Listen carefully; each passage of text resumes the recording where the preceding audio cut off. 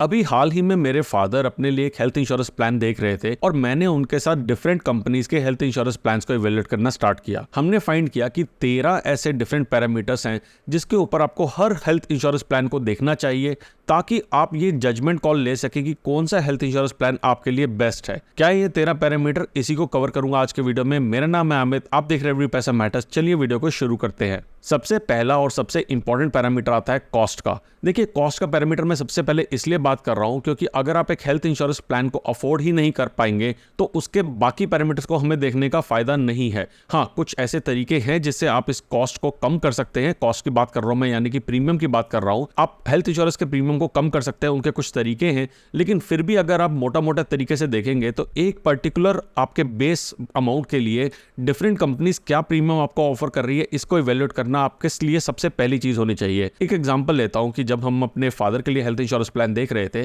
तो हमने देखा कि एक कंपनी है जो हमें 5 लाख के बेस कवर के ऊपर 30,000 रुपीज का प्रीमियम चार्ज कर रही है, और दूसरी काफी नामी गिरामी कंपनी है जो कि हमें 90,000 रुपए का प्रीमियम चार्ज कर रही है। अब ऑफ कोर्स हमारी कॉस्ट जो है वो 3 टाइम्स है, लेकिन अगर हमने इनके पैरामीटर्स को देखा, बाकी पैरामीटर्स को देखा तो इतना फर्क नहीं आया। तो अगर आपकी कॉस्ट बहुत ज्यादा होगी तो आप उसको अफोर्ड नहीं कर पाएंगे। तो आपको सबसे पहले ये देखना है कि आपकी कॉस्ट के अंदर कौन कौन से हेल्थ इंश्योरेंस प्लान आ रहे हैं और उसके +20 और -20% के अंदर कौन कौन से हेल्थ इंश्योरेंस प्लान आ रहे हैं, क्योंकि जो सेकंड पैरामीटर मैं आपको बताने लगा हूं वहां पे आप उस प्लस और -20% को कवर कर सकते हैं। कॉस्ट की बात करते हैं तो सेकंड पैरामीटर हमारे पास आता है कोपे एंड डिडक्टेबल। अब हमारा प्रीमियम अगर ज्यादा है तो हम उसे कम करने के लिए कोपे एंड डिडक्टेबल का सहारा ले सकते हैं। देखिए, कोपे का मतलब है कि आप कंपनी के साथ में पेमेंट कर रहे हैं। एग्जाम्पल से समझाऊंगा तो शायद आराम से समझ आएगा कि मान लेते हैं आपने क्लेम लिया है और क्लेम का टोटल अमाउंट आया है 4 लाख रुपए का। अगर आपने कोपे लिया हुआ है 10% का, तो इस 4 लाख रुपए के अमाउंट में से 40,000 रुपए आपको अपनी पॉकेट से पे करने हैं और बाकी के 3,60,000 रुपीज कंपनी पे करेगी। आपने 10% का कोपे हर आपके क्लेम के ऊपर आपको पे करना पड़ेगा, और इसके कारण से आपको जो प्रीमियम अमाउंट है, मान लेते हैं पहले प्रीमियम अमाउंट 30,000 रुपए था, तो हो सकता है वो कम होकर अब 27,000 आ जाए, जिससे आपका करंट लोड है वो आपको नहीं पड़े आपके अमाउंट के ऊपर। दूसरी चीज है हमारे पास डिडक्टेबल।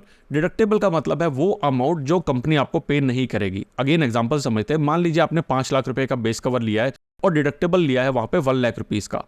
अब क्या होगा, आपकी पूरी पॉलिसी ड्यूरेशन के अंदर 1 लाख रुपीज आपको पहले अपनी पॉकेट से देने हैं और उसके बाद का अमाउंट जो है वो कंपनी पे करेगी। अगेन मैं मानता हूं कि आपका 4 लाख रुपीज का आपका क्लेम आता है, तो यहाँ पे 1 लाख रुपीज का आपने डिडक्टेबल ले रखा है, तो 1 लाख रुपीज आपको पहले अपनी पॉकेट से पे करना है और बाकी के जो 3 लाख रुपीज है वो कंपनी आपको पे करेगी। कोपे के केस में मैंने देखा है कि 0% से लेके 50% तक का कोपे आप ऑप्ट कर सकते हैं, और डिडक्टेबल केस के अंदर 10%, 20% मोस्टली केसेस में हमने डिडक्टेबल देखा है। डिडक्टेबल वाला प्रीमियम हमें कोपे से काफी केसेस के अंदर कम मिला है, ऐसा हमारी ऑब्जर्वेशन रही है। इस पॉइंट को कंसीडर करके अपने प्रीमियम का आउटगो जो है वो कम कर सकते हैं। थर्ड बात करते हैं हम रूम कैटेगरी की। देखिए, रूम कैटेगरी एक बहुत इंपॉर्टेंट टॉपिक है, क्योंकि यहाँ पे हमें देखना है कि क्या क्या लिमिट मिल रही है हर रूम के ऊपर और कौन सी कैटेगरी का रूम आपकी पॉलिसी के अंदर अलाउड है। जैसे मैंने बात किया कि health insurance companies different variant में आती है। जो कंपनीज का बेस वेरिएंट रहता है वहाँ पे यूजली आपको शेयर्ड रूम मिलता है, यानी कि आप ट्विन शेयरिंग के ऊपर रूम को ले सकते हैं। लेकिन जो कंपनी के बेटर प्लान्स रहते हैं वहाँ पे या तो आप सिंगल AC रूम ले सकते हैं या फिर उससे बेटर कैटेगरी का भी रूम ले सकते हैं। और मोस्ट कंपनीज में जो उनके प्रीमियम प्लान होते हैं वहां पे कोई रूम लिमिट नहीं होती है। आइडली आपको ऐसा प्लान लेना चाहिए जहां पे आपके पास रूम की कोई लिमिट ना हो और सिंगल प्राइवेट AC रूम तो एटलीस्ट हो। लेकिन अगेन, अगर आपका प्रीमियम ज्यादा जा रहा है तो आप शेयर्ड रूम वाला कैटेगरी लेके या फिर वेरिएंट लेके उस केस में अपना प्रीमियम को भी कम कर सकते हैं। तो थर्ड हमारा पैरामीटर है जिसको आपको कंसीडर करना है रूम रेंट का। अब रूम रेंट की बात करते हैं तो रूम के साथ में आता है ICU की कवरेज। ये भी आपको इंपॉर्टेंट चीज है जो देखनी है कि क्या ICU की कवरेज आपके हेल्थ इंश्योरेंस प्लान के अंदर मिल रही है, और अगर मिल रही है तो उसके ऊपर क्या कोई कैपिंग लगा रखी है, नहीं लगा रखी है। काफी सारे इंश्योरेंस प्लान के बेस प्लान के अंदर ICU के रूम कैटेगरी के ऊपर एक लिमिट होती है, जो कि जैसे जैसे आप वेरिएंट बढ़ाते जाते हैं वैसे वैसे वो अमाउंट का लिमिट जो है वो हटती जाती है। आपके हेल्थ इंश्योरेंस आपको क्या लिमिट प्रोवाइड कर रहा है, क्या उसके ऊपर कोई कैपिंग दे रहा है, नहीं दे रहा है, इसको भी आपको इवेल्युएट करना जरूरी है। फिफ्थ बात करते हैं हम एम्बुलेंस चार्जेस की। अब देखिए, कई बार ऐसी दुर्घटना हो जाती है कि आपको एम्बुलेंस की जरूरत पड़ती है और कॉस्ट ऑफ लिविंग और इन्फ्लेशन के कारण एम्बुलेंस के चार्जेस भी काफी ज्यादा हो गए हैं। आपका हेल्थ इंश्योरेंस प्लान कितने अमाउंट का आपको एम्बुलेंस कवर दे रहा है और क्या डोमेस्टिक इवैक्यूएशन उसके अंदर इंक्लूडेड है या नहीं। डोमेस्टिक इवैक्यूएशन का मतलब है डोमेस्टिक इवैक्यूएशन का मतलब है कि अगर आप किसी ऐसे स्मॉल सिटी में है जहाँ पे आपको प्रॉपर हेल्थ प्रोवाइडर से सर्विस नहीं मिल रही है और आपको कहीं पे ऐसी जगह जाना पड़े, जाने की किसी मेट्रो सिटी पे फ्लाई करना पड़े और उसके लिए आपको एयर एम्बुलेंस की ज़रूरत पड़े, तो आपको क्या वहाँ पे कवरेज प्रोवाइड करी जा रही है या नहीं। काफ़ी सारी हेल्थ इंश्योरेंस पॉलिसी में मैंने देखा है अप टू 2.5 लाख रुपीज़ का एयर एम्बुलेंस कवर इंक्लूडेड होता है, तो ये भी पैरामीटर आपको ज़रूर कंसिडर करना चाहिए। पॉइंट नंबर 6 आता है प्री एग्जिस्टिंग डिजीजेज। देखिए, प्री एग्जिस्टिंग डिजीज को लेके क्या कूलिंग पीरियड या क्या वेटिंग पीरियड की कवरेज आपकी हेल्थ इंश्योरेंस कंपनी आपको ऑफर कर रही है, इसको कंसिडर करना ज़रूरी है। टिपिकली हेल्थ इंश्योरेंस कंपनी 2 साल का कूलिंग पीरियड रखती है, लेकिन कुछ कंपनीज कुछ पर्टिकुलर डिजीज़ के लिए 4 साल तक का भी कूलिंग पीरियड रख सकती है। जितना कम वेटिंग पीरियड या कूलिंग पीरियड होगा उतना अच्छा है, क्योंकि अगर वो इलनेस हो जाती है तो हमें उसके अगेंस्ट में क्लेम मिलने में आसानी होगी या फिर हमें वो क्लेम मिल पाएगा। लेकिन अगर हमारा 4 साल या 5 साल का वेटिंग पीरियड होगा तो हमें वो इलनेस होने पे क्लेम ऑफ कोर्स नहीं मिल पाएगा। साथ ही में जब भी आप हेल्थ इंश्योरेंस ले रहे हैं तो आपका जो भी एग्जिस्टिंग डिजीजेस है अगर कोई चल रहे हैं तो उनको ज़रूर डिक्लेयर कीजिएगा, चाहे वो बीपी है, चाहे वो आपको शुगर है या फिर कोई और डिजीज़ है, इसको ज़रूर मेंशन कीजिए अपनी हेल्थ इंश्योरेंस पॉलिसी को अप्लाई करते टाइम, ताकि जब आपको क्लेम की ज़रूरत पड़े तो आपको कोई प्रॉब्लम नहीं आनी चाहिए। 7th हम बात करते हैं डे केयर सर्जरीज़ को लेके। डे केयर सर्जरीज़ या फिर मैं इसके साथ में कवर करता हूँ ओपीडी ट्रीटमेंट को। ओपीडी ट्रीटमेंट तो वैसे बहुत ही प्रीमियम प्लान के अंदर आते हैं, लेकिन डे केयर सर्जरीज आज की डेट में काफ़ी नॉर्मल हो गई है कवर करना because of advancement of our modern techniques. तो उसके कारण आपकी डे केयर सर्जरीज क्या आपके हेल्थ इंश्योरेंस प्लान में इंक्लूडेड है या नहीं है। फॉर एग्जाम्पल मैं बात करता हूँ किडनी स्टोन ट्रीटमेंट को। आज की डेट में किडनी स्टोन ट्रीटमेंट के लिए आपको हॉस्पिटल में नहीं रहने की ज़रूरत होती है, और जब भी हम हेल्थ इंश्योरेंस कवर की बात करते हैं तो वहाँ पे टिपिकली मैंडेट होता है कि आपको 24 आवर्स का हॉस्पिटलाइजेशन ज़रूरी है। लेकिन डे केयर सर्जरीज के केस में आपके लिए वहाँ पे आपका जो ऑप्शंस है या आपके जो डिजीज़ हैं या आपके जो ऑपरेटिंग मेथडोलॉजीज़ हैं वो कितने ज़्यादा कवर्ड हैं, इसको आपको देखने की ज़रूरत है, क्योंकि जितने ज़्यादा डे केयर सर्जरीज आपके प्लान में कवर्ड होंगे उतना ही ज़्यादा आपको वहाँ पे फ़ायदा है। पॉइंट नंबर 8 बात करते हैं हम स्लो ग्रोइंग डिजीज़ की। ये चीज़ मुझे पहली बार पता लगी जब मैंने इन हेल्थ इंश्योरेंस प्लान को कवर कर रहा था कि स्लो ग्रोइंग डिजीज़ नाम से ये देखते हैं कि कौन कौन से ऐसे डिजीज़ हैं जो कि धीरे धीरे आपकी बॉडी में बढ़ते हैं। कैटरेक्ट उसका एक एग्जाम्पल है।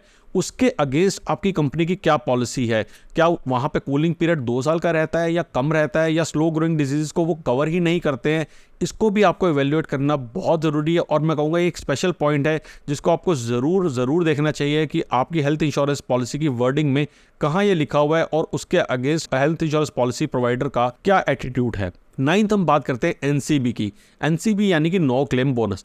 अब जैसे हम व्हीकल का इंश्योरेंस लेते हैं, मान लीजिए हमने प्रीमियम पे किया था अपनी कार के लिए, लेकिन कार को कुछ भी नहीं हुआ 1 साल तक, तो वहाँ पे मुझे नेक्स्ट ईयर उसके ऊपर एक एनसीबी मिलता है। व्हीकल इंश्योरेंस के अंदर एनसीबी हर साल बढ़ता रहता है 10%, 15%, 20%, 25%, लेकिन एनसीबी आपको हेल्थ इंश्योरेंस के केस में भी कंपनीज प्रोवाइड करती हैं। हाँ, डिपेंड करता है, हर हेल्थ इंश्योरेंस प्रोवाइडर डिफरेंट तरीके से एनसीबी प्रोवाइड करती हैं। मोस्ट ऑफ द केसेस में जो मैंने कंसीडर किया है वहाँ पे एनसीबी 10% से लेके 50% या 10% से लेके 100% तक प्रोवाइड किया जाता है। ये काम कैसे करता है इसको समझना थोड़ा सा ज़रूरी है, क्योंकि यहाँ पे काफ़ी लोगों को कन्फ्यूज़न रहते हैं। अगेन मान के चलते हैं, जैसे हमने एग्जांपल लिया था कि आपने बेस हेल्थ इंश्योरेंस लिया हुआ है 5 लाख रुपए का और वहाँ पे आपको कंपनी दे रही है एनसीबी 10% लेकिन अप टू 100%। उस केस में क्या होता है कि ईयर 1 के अंदर आपको 5 लाख रुपए के हेल्थ इंश्योरेंस के ऊपर कोई क्लेम ना लेने पे नेक्स्ट ईयर आपको 50,000 रुपीज़ का आपको बोनस मिल जाता है। नेक्स्ट ईयर के लिए आपको जो कवरेज है वो बन जाता है 5,50,000 का।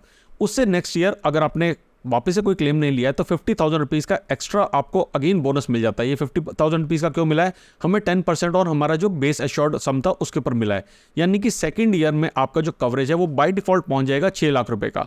ऐसा बढ़ता रहेगा तब तक अगर आप क्लेम नहीं लेते हैं। अगर मैक्सिमम अमाउंट हो जाता है ये 5 लाख रुपए का, 5 लाख रुपए मतलब बोनस हो जाता है, तो टोटल कवरेज आपकी पहुंच जाएगी 10 लाख रुपीज़ की। तो कंपनी आपको क्लेम ना लेने पे ये जो अमाउंट है ये आपका बढ़ाता रहती है। अब यहाँ पे एक और इंपॉर्टेंट चीज़ जो मेरे को नज़र आई और मुझे मेरे आपके साथ शेयर करनी चाहिए वो ये है कि इन केस आप अपना हेल्थ इंश्योरेंस कवर को रिड्यूस कर देते हैं, आपने 5 लाख रुपए का कवर लिया हुआ था, अगर आप इसे रिड्यूस करके 2.5 लाख कर देते हैं तो आपको जो एनसीबी अमाउंट है वो भी कॉरस्पॉन्डिंगली डिक्रीज हो जाएगा। अगेन एग्जांपल से समझाता हूँ कि आपने एनसीबी आपका जो मिल रहा था आपको, आपने 5 लाख रुपए का लिया था और धीरे धीरे ये पहुंचता हुआ 8 लाख रुपए पहुंच गया, यानी कि 3 लाख रुपए का एक्स्ट्रा एनसीबी आपको मिला था। आपने 5 लाख रुपए के कवरेज को अगर कम करके 2.5 लाख रुपीज़ हो गया तो 3 लाख रुपए का जो आपका एनसीबी था ये भी कम होकर 1.5 लाख रुपीज़ रह जाएगा।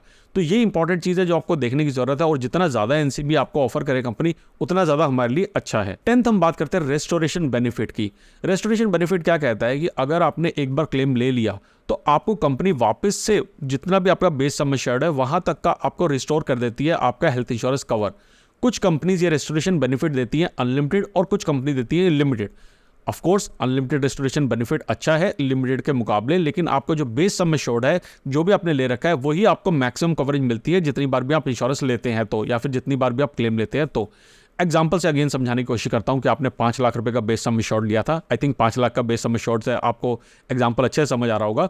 5 लाख का बेस सम एश्योर्ड लिया था और खुद ने खास था आपको जो है आपको हॉस्पिटलाइजेशन होना पड़ा और उसके कारण आपका बिल आया 4 लाख रुपीज़ का।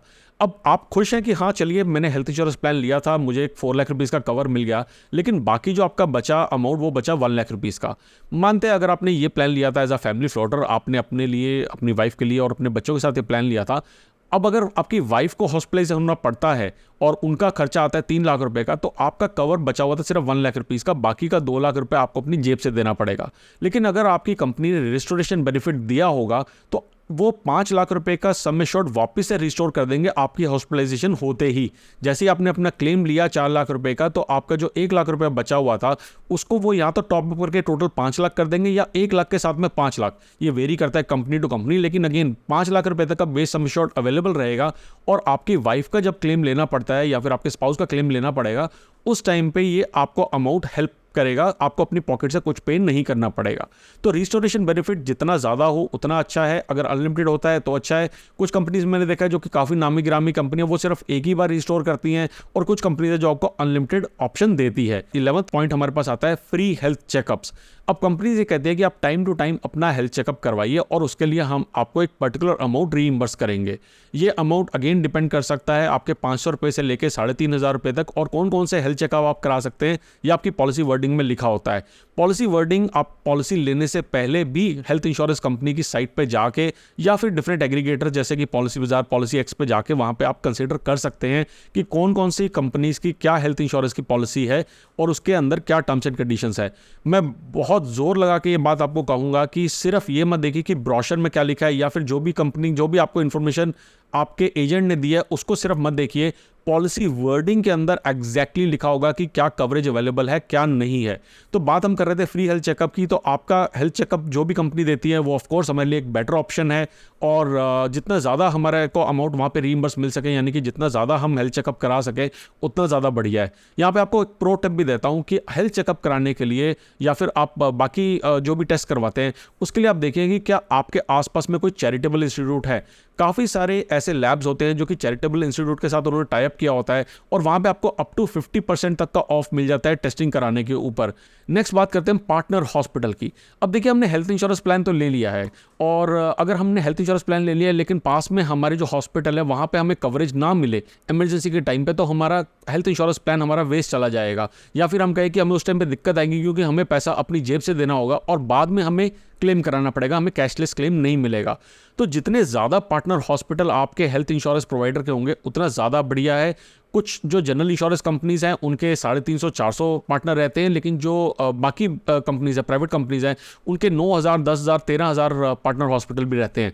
जितने ज़्यादा हो उतने बढ़िया है, लेकिन यहाँ पे प्रो टिप ये है कि आप ये देखिए कि आपके जो पास में हॉस्पिटल्स हैं 4-5, वो इन पर्टिकुलर हेल्थ इंश्योरेंस प्रोवाइडर से एसोसिएटेड हैं या नहीं, क्या वहाँ से आपको क्लेम मिल पाएगा नहीं मिल पाएगा। क्योंकि इमरजेंसी के टाइम पे अगर आपको यहाँ से करीबन 10-15 किलोमीटर दूर एकदम से भागना पड़े तो वो आपके लिए प्रॉब्लम हो सकता है, और अगर आपको वही हेल्थ इंश्योरेंस जो प्रोवाइडर है वो आपके निकटतम यानी कि चाहे 1-2 किलोमीटर के अंदर अगर कोई हॉस्पिटल है वहाँ पे आपको कवरेज प्रोवाइड कर सकता है, तो वो आपकी प्रेफर्ड ऑप्शन होनी चाहिए। लास्ट हम बात करते हैं 13th क्लेम सेटलमेंट रेशो की। अब हमने हेल्थ इंश्योरेंस प्रोवाइडर के बाकी सारे पैरामीटर देख लिए हैं, लेकिन ये हेल्थ इंश्योरेंस प्रोवाइडर एक्चुअली में क्लेम्स कितने आराम से सेटल करता है इसके बारे में आपको जानना जरूरी है, और उसके ऊपर मैंने डेडिकेटेड वीडियो बनाया हुआ है जो कि आप यहाँ पे क्लिक करके देख सकते हैं। अगर इस वीडियो ने आपकी हेल्प करी है तो मुझे ज़रूर लाइक कीजिए और इस वीडियो को शेयर कीजिए अपने फ्रेंड्स एंड फैमिली के साथ। जल्दी आएंगे एक और वीडियो लेके, तब तक के लिए बचाते रहें, कमाते रहें, बिकॉज एवरी पैसा मैटर्स।